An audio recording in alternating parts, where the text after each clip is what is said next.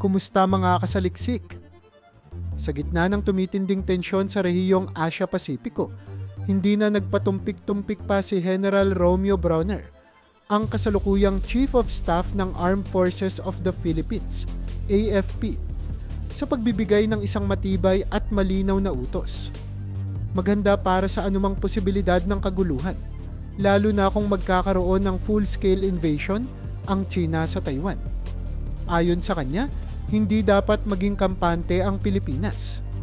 Ang Northern Luzon Command, na may direktang pananagutan sa mga rehiyong pinakamalapit sa Taiwan, ay inatasang maging alerto at agresibo sa paghahanda. Bagamat wala pang formal na deklarasyon ng digmaan, malinaw na binabasa ng militar ang mga kilos ng mga karatig bansa bilang potensyal na senyales ng pagputok ng mas malawak na alitan. Ang direktibang ito ay hindi basta pananakot o pagpapakita lamang ng lakas. Ito ay pagsunod sa responsibilidad ng isang leader militar na iligtas ang sambayanan at ang libu-libong Pilipino na maaaring madamay. Isa sa pangunahing alalahanin ni Brawner ay ang kalagayan ng tinatayang 250,000 overseas Filipino workers, OFWs, na kasalukuyang nagtatrabaho sa Taiwan. Kapag lumala ang sitwasyon, sila ang mga unang tatamaan, hindi lamang sa panganib ng giyera, kundi sa kaguluhang maaaring maipon sa mga air at seaports, pati na rin sa mga problemang legal, logistic at diplomatikong kakabit ng ganitong klaseng krisis. Binigyang diin ni Brawner na kailangang mayroong malinaw at konkretong evacuation plans para sa mga OFWs. Hindi sapat ang pagdarasal na hindi sila madadamay. Kinakailangan ng aktwal na estratehiya. Dapat may handang mga barko, eroplano, at koordinasyon sa Department of Foreign Affairs, sa Overseas Workers Welfare Administration, at maging sa mga Taiwanese authorities upang maisakatuparan ang isang ligtas at mabilis na paglikas kung sakaling umabot sa sukdulan ng tensyon. Sa panahon ngayon, ang kakulangan sa kahandaan ay maaaring magkahulugan ng buhay o kamatayan para sa daan-daang libong Pilipinong manggagawa sa ibang bansa. Hindi rin pinabayaan ng AFP ang internal na seguridad. Ayon kay Brawner, ang Northern Luzon at West Philippine Sea ay dalawang lugar na kailangang tutukan, hindi lamang dahil sa kanilang geographical na kahalagahan, kundi dahil sa kanilang estratehikong papel sa posibleng domino effect ng isang Taiwan conflict. Ang Hilagang Luzon, partikular na ang mga isla ng Batanes at Cagayan, ay napakalapit sa Taiwan. Sa katunayan, sa malinaw na panahon, makikita ang Southern Taiwan mula sa mga burol ng Itbayat. Kung magkakaroon ng giyera sa Taiwan, natural lamang na maapektuhan ang mga lugar na ito. Maging target man sila ng militar o daanan ng mga refugee, armas, at iba't ibang operasyong militar. Bukod pa rito, binanggit ni Brawner ang kahalagahan ng West Philippine Sea, isang matagal nang pinagtatalunang bahagi ng dagat na inaangkin din ng China. Sa ganitong senaryo, hindi malayong sabay na kumilos ang Beijing sa parehong Taiwan at West Philippine Sea. Kung sabay-sabay nakikilos ang China sa dalawang front, magiging napakalaking hamon ito sa seguridad ng bansa. Kaya't hindi dapat ihiwalay ang usapin ng Taiwan sa patuloy na militarisasyon ng China sa loob ng Exclusive Economic Zone, EEZ, ng Pilipinas. Isa sa mga hakbang na ginawa ng Pilipinas para palakasin ang preparasyon ay ang aktibong pagsasanay kasama ang mga kaalyadong bansa. Noong taong 2024, nagsagawa ang Philippine Marine Corps ng reconnaissance patrols sa Mabulis Island, ang pinakahilagang bahagi ng bansa. Kasama nila sa operasyong ito ang US Marines, at hindi ito basta-bastang training lamang. Ang layunin nito ay suriin at linangin ang kakayahan ng isla bilang forward operating base kung sakaling magkaroon ng kaguluhan sa paligid ng Taiwan Strait. Bukod sa pagmamanman ng mga posibleng military movement, nagsagawa rin sila ng logistics simulation. Paano magpapadala ng supply, paano mag-e-evacuate, at paano magtatayo ng defensive positions sa gitna ng isang krisis. Ang Mavulis Island, bagamat maliit at liblib, ay simbolo ng determinasyon ng Pilipinas na hindi ito magpapabaya. Ipinapakita nito na kahit ang mga pinakadulong bahagi ng bansa ay may papel sa pambansang seguridad. Sa mga mata ng mga Pilipinong naninirahan sa hilagang dulo ng bansa, hindi na lamang ito usapin ng geopolitics, kundi ng sariling kaligtasan. Ang pagkakaroon ng regular na military presence doon ay nakapagbibigay rin ng seguridad sa mga komunidad na maaaring tamaan agad sa simula pa lamang ng kaguluhan. Hindi rin maikakaila ang importansya ng pakikipag-ugnayan ng Pilipinas sa mga kaalyado nito, lalo na sa Estados Unidos. Sa harap ng lumalawak na impluwensyang militar ng China, mas lalong naging mahalaga ang matatag na alyansa. Mula sa intelligence sharing, logistics coordination, joint training, hanggang sa posibleng deployment ng advanced defense systems, ang pagkakaroon ng matibay na ugnayan sa US ay naglalagay ng karagdagang assurance sa pambansang depensa. Gayun din, tumutulong ang alyansang ito upang mapalakas ang posisyon ng Pilipinas sa mga multilateral na talakayan gaya ng ASEAN at United Nations. Sa panahong halos instant ang pagkalat ng tensyon mula sa isang pulo patungo sa buong rehiyon, ang pagkilos ni General Browner ay isang paalala na ang kahandaan ay hindi opsyon kundi obligasyon. Sa likod ng bawat hakbang, direktiba at plano, nakasalalay ang kapalaran ng daan-daang libong Pilipino. Maging sila man ay manggagawa sa Taiwan, mangingisda sa Batanes, o sundalong nakatalaga sa mga liblib na isla ng bansa. Sa panahong patuloy ang pagbabago ng balanse ng kapangyarihan sa Asia-Pacific, ang Pilipinas ay kinakailangang manatiling alerto, malam, at matatag. Hindi para makipagdigma, kundi upang hindi madurog sa gitna ng mga dambuhalang nag-aambang magsalpukan, habang puspusan ang paghahanda ng Pilipinas sa posibleng pagputok ng tensyon sa rehiyon. Tila mas lalong pinatindi ng China ang kanilang presensya militar sa paligid ng Taiwan sa pamamagitan ng isang malakihang demonstrasyon ng puwersa. Tinawag itong Straight Thunder 2025A, isang serye ng military drills na isinagawa ng Eastern Theater Command ng People's Liberation Army, PLA, sa loob ng 2 araw. Ang layunin ng naturang aktibidad ay tahasang pagpigil sa anumang kilos ng Taiwan tungo sa kalayaan o pagiging isang ganap na bansa sa mata ng pandaigdigang komunidad. Sa mata ng Beijing, ang nasabing mga hakbang ng Taiwan ay itinuturing na pagsuway sa prinsipyo ng One China Policy, kaya't sinagot nila ito ng pagpapakita ng lakas. Ang mga drill na ito ay isinagawa sa 6 na pangunahing lokasyon na nakapalibot sa Taiwan, mula sa hilaga, timog, silangan, hanggang sa kanlurang bahagi ng pulo. Bukod sa mga aktwal na operasyon, kabilang sa mga bahagi ng pagsasanay, ang simulated joint precision strikes laban sa mga pangunahing target ng Taiwan, gaya ng mga pasilidad militar, communication hubs, at strategic installations. Mabilis at sabayang kumilos ang iba't ibang sangay ng militar ng China, ang kanilang Navy, Air Force, at missile units, na parabang sinasalamin ng tunay na senaryo ng isang all-out invasion. Isa sa mga pinakakapansin-pansin na hakbang ng China ay ang pag-deploy ng kanilang Aircraft Carrier Strike Group na pinangungunahan ng CNS Shandong, isang malaking barkong pandigma na may kakayahang magdala ng 12-dosenang mga fighter jets.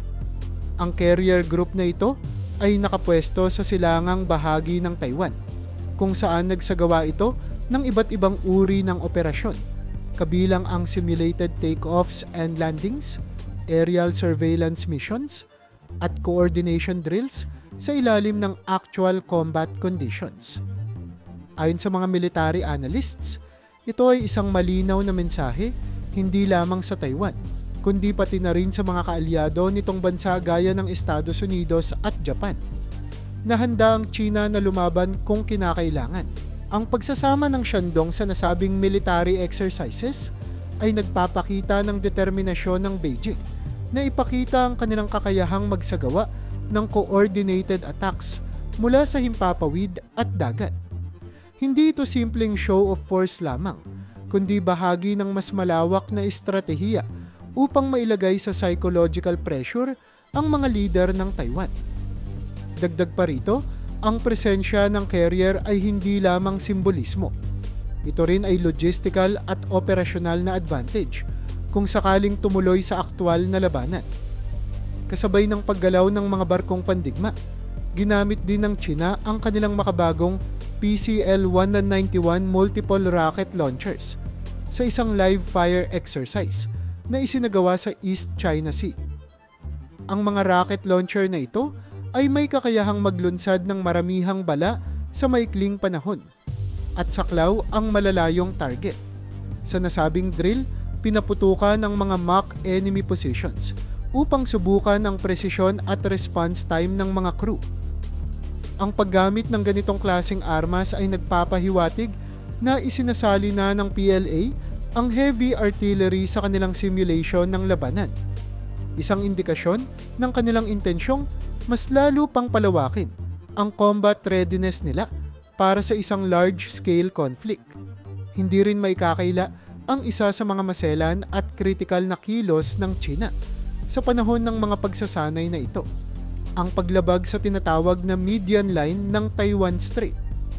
Ang median line ay isang di formal, ngunit matagal nang kinikilalang linya na nagsisilbing buffer o hangganan sa pagitan ng Taiwan at China.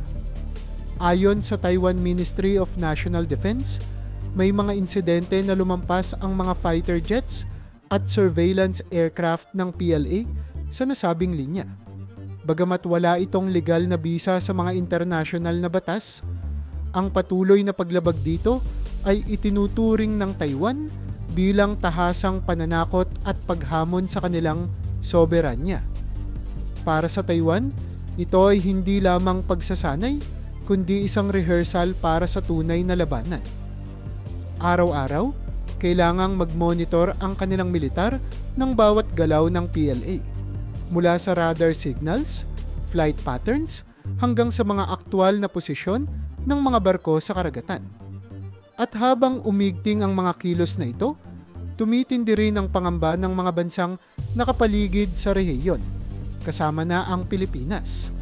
Dahil kung sakaling sumabog ang alitan sa pagitan ng China at Taiwan, walang duda na ang mga karatig bansa ay madadamay sa logistics, sa pagdagsa ng mga refugee, sa kalakalan, at higit sa lahat, sa seguridad. Sa kabila ng mga nabanggit na kilos, ipinahayag ng China na ang lahat ng ito ay bahagi lamang ng kanilang paghahanda at pagpapakita ng kakayahan upang mapanatili ang integridad ng kanilang teritoryo. Ayon sa kanilang Ministry of National Defense, ang mga aktibidad na ito ay lehitimong hakbang upang maprotektahan ang tinatawag nilang national unity. Mula sa perspektibo ng Beijing, ang Taiwan ay isang rebeldeng lalawigan na hindi kailanman naging hiwalay na bansa. At anumang hakbang nito patungo sa kalayaan ay ituturing nilang panibagong anyo ng splitism na dapat pigilan sa lahat ng paraan. Hindi rin pinalampas ng China ang pagkakataon upang ipabatid ang kanilang sentimiento laban sa dayuhang panghihimasok. Sa mga opisyal na pahayag na inilabas ng kanilang mga tagapagsalita, malinaw nilang pinupuntirya ang mga aksyon ng Estados Unidos, partikular na ang pagtutol nito sa military drills at ang tuloy-tuloy na pagbibigay ng armas at suporta sa Taiwan. Para sa China, ang nasabing mga kilos ay nagpapalala lamang sa sitwasyon at naglalagay sa rehiyon sa mas matinding panganib. Sa gitna ng lahat ng ito, nananatiling mahigpit ang pagtutok ng pandaigdigang komunidad sa bawat galaw sa Taiwan Strait. Habang nagpapatuloy ang sabayang paghahanda ng China sa labanan at ang pagpapaigting ng depensa ng mga kalapit na bansa tulad ng Pilipinas, lumilinaw ang isang realidad. Ang pagputok ng tensyon sa rehiyong ito ay hindi na lamang tanong ng kung mangyayari, kundi kailan. At sa oras na sumiklab ito, ang epekto ay hindi lamang ramdam sa pagitan ng China at Taiwan, kundi sa buong rehiyon, mula sa kapuluan ng Pilipinas hanggang sa mga baybayin ng Japan at beyond.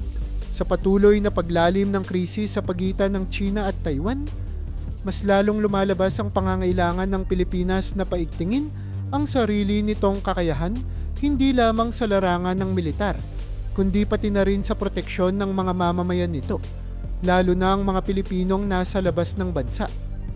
Isa sa pinakaunang hakbang na dapat unahin ay ang pagtatatag ng malinaw at komprehensibong evacuation plan para sa humigit kumulang 250,000 overseas Filipino workers na kasalukuyang nasa Taiwan. Sa oras na tuluyang sumiklab ang tensyon, sila ang unang masasapul ng kaguluhan. At kung walang maayos na plano, maaaring humantong ito sa isang malawakang human crisis. Ang pagkakaroon ng detalyadong plano para sa kanilang paglikas ay hindi lamang simpleng logistical task.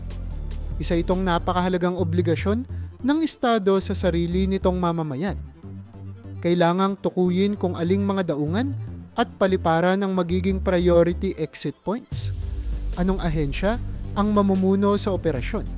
At paano ito isasagawa sa gitna ng posibleng pagsabog ng digmaan? Dapat ding tiyakin na may sapat na koordinasyon sa Taiwanese government upang mapadali ang mga proseso. Gayon din sa mga international humanitarian organizations kung kinakailangan. Sa ganitong uri ng senaryo, hindi sapat ang papel. Kinakailangan ang actual drills, prepositioning ng mga assets, at malinaw na chain of command. Kasabay ng pagbubuo ng evacuation plans, kailangang ipagpatuloy ng sandatahang lakas ng Pilipinas ang pagsasanay at pagpapalakas ng kanilang kakayahan. Hindi maaaring umasa na lamang ang bansa sa tulong mula sa mga kaalyado sa oras ng sakuna o banta ng digmaan. Ang kakayahan ng AFP na tumugon ng mabilis, may disiplina, at may sapat na kagamitan ng siyang magiging susi sa pagtitiyak ng seguridad sa loob ng teritoryo.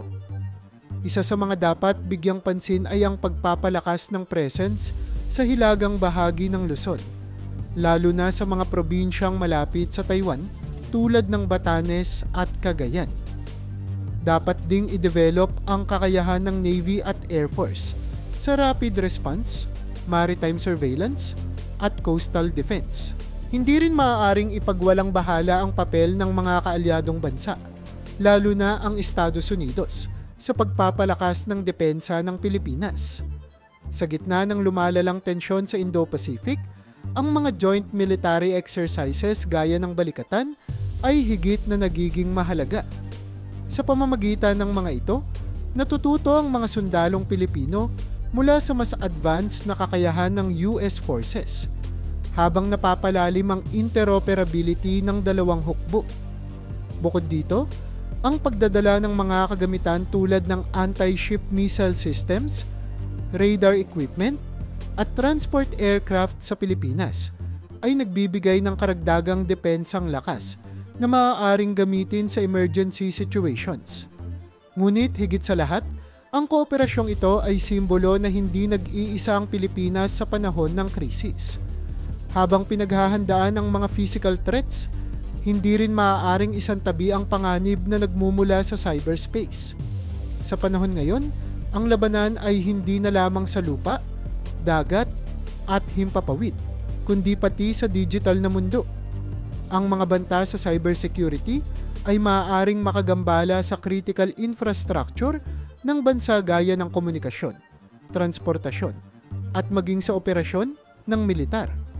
Ayon sa ilang eksperto, posible ring gamitin ng mga dayuhang aktor ang misinformation at propaganda upang guluhin ang isip ng publiko at pahinain ang loob ng mga mamamayan. Dahil dito, kinakailangan ng pamahalaan na palakasin ang cyber capabilities ng bansa. Mula sa pagtayo ng mga dedicated cyber unit sa loob ng AFP hanggang sa pagsasanay ng mga eksperto at pakikipag-ugnayan sa mga global cyber defense institutions, kailangang maging mabilis at mapanuri ang Pilipinas sa larangang ito. Hindi magtatagumpay ang mga plano kung hindi kasali ang publiko. Kaya't mahalaga rin ang pagpapalakas ng kamalayan ng sambayanang Pilipino hinggil sa mga isinasagawang hakbang ng gobyerno. Kailangan ng regular at malinaw na komunikasyon mula sa mga opisyal, hindi para magdulot ng takot, kundi upang magbigay ng tiwala at paghahanda. Mahalaga ang mga public awareness campaigns na nagtuturo kung ano ang dapat gawin ng bawat isa sa oras ng emergency. Paano lumikas? Kanino tatawag? Saan kukuha ng tamang impormasyon? Ang pagiging handa ay hindi lamang responsibilidad ng gobyerno, kundi ng bawat Pilipino. Ang pagbibigay ng tamang kaalaman ay nagsisilbing unang linya ng depensa laban sa takot at kaguluhan. Kapag alam ng mamamayan ang ginagawa ng gobyerno, mas nagiging cooperative at kalmado sila. Kapag naiintindihan nila ang posibleng epekto ng isang regional conflict, mas naaabot ng gobyerno ang layunin nitong panatilihin ang kaayusan sa loob ng bansa. Isa ring mahalagang aspeto nito ang pagkakaroon ng access sa emergency hotlines, impormasyon ukol sa relief centers, at aktibong social media presence ng mga ahensyang may kinalaman sa seguridad. Sa ganitong paraan, kahit ang mga simpleng mamamayan ay nagkakaroon ng aktibong papel sa pagbabantay ng kapayapaan. Sa kabuuan, ang kinakaharap na banta ay hindi dapat tingnan bilang problema ng militar o pamahalaan lamang. Isa itong kolektibong hamon na nangangailangan ng koordinasyon, tiwala, at kahandaan mula sa lahat. Habang patuloy ang pagigting ng tensyon sa Taiwan Strait at sa buong rehiyon, mas lalong nagiging malinaw na ang Pilipinas ay kailangang maging proactive sa lahat ng antas, mula sa evacuation planning, military preparedness, international cooperation, cybersecurity, hanggang sa paghubog ng matatag na mamamayang may kaalaman, disiplina, at malasakit. Sa harap ng lumalapit na panganib, ang pagkakaisa at kahandaan ng bawat isa ang magiging sandata ng bansa.